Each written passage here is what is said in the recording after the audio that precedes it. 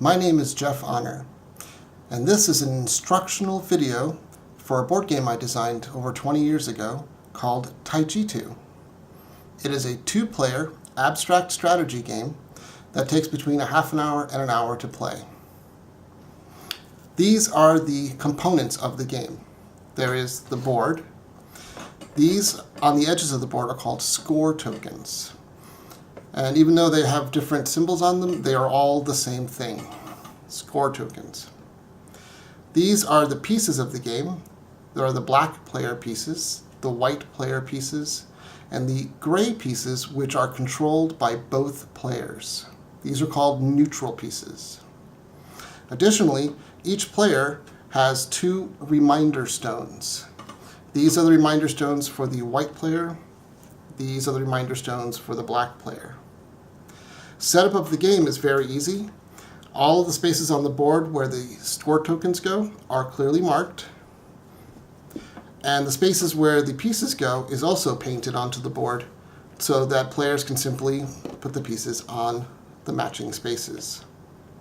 Once the game begins, all of these images on the board, the spaces, are meaningless. It's just for setup. The player sitting closest to the black piece here is the black player who goes first. The player sitting on the opposite side would be the white player. Black always goes first, and the turns are very easy to do. A player's turn consists of two moves. A move is taking a piece they control, so either, for me, as the black player here, either a black piece or a neutral piece, and moving it to any adjacent unoccupied space. So, for example, this is a move. One of the two moves I could do in a turn. You may move the same piece twice, or two pieces once each. When you move a piece, you put a reminder stone on it so the other player knows what you've done. Additionally, neutral pieces that have reminder stones on them cannot be moved by the other player. When you move the pieces around the board, this is the most important rule for their movement. They can never separate from the rest of the pieces. So these all must stay connected together. Here's an example of how a turn would go. I'll move this piece here, and I'll move this black piece here. After each move, you have to check the board to make sure nothing is separated. So after that, I do that, and now my turn is over. The white player then takes their turn. They can move any white piece they want and almost any neutral piece they want. However, they cannot move this neutral piece because I just moved it on the previous turn.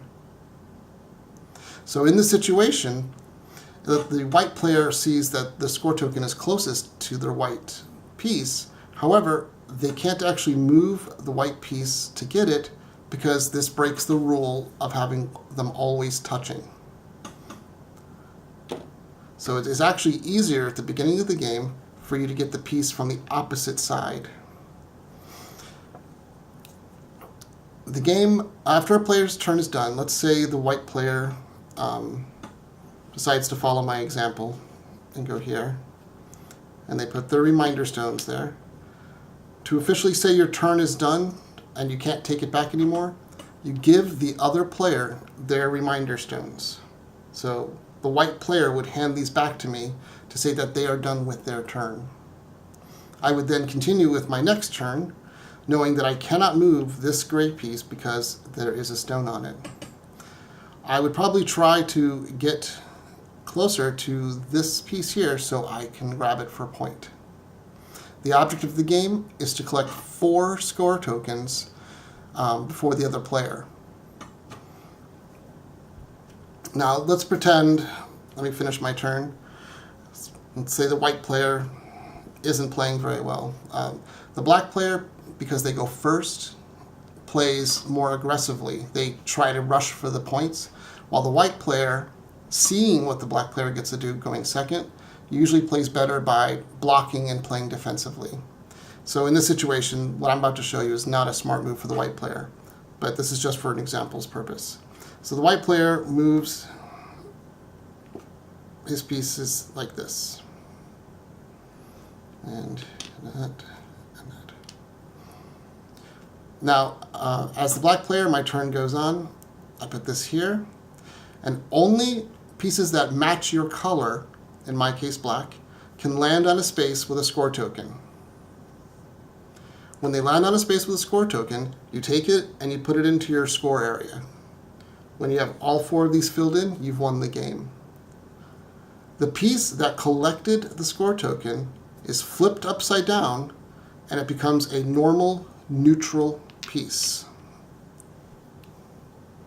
What this means is, the better you're doing in the game, the more difficult it is to score the next point. I hope this has been a clear instructional video. Thank you for watching. There is a link to buy the game in a prototype form from thegamecrafter.com in the description.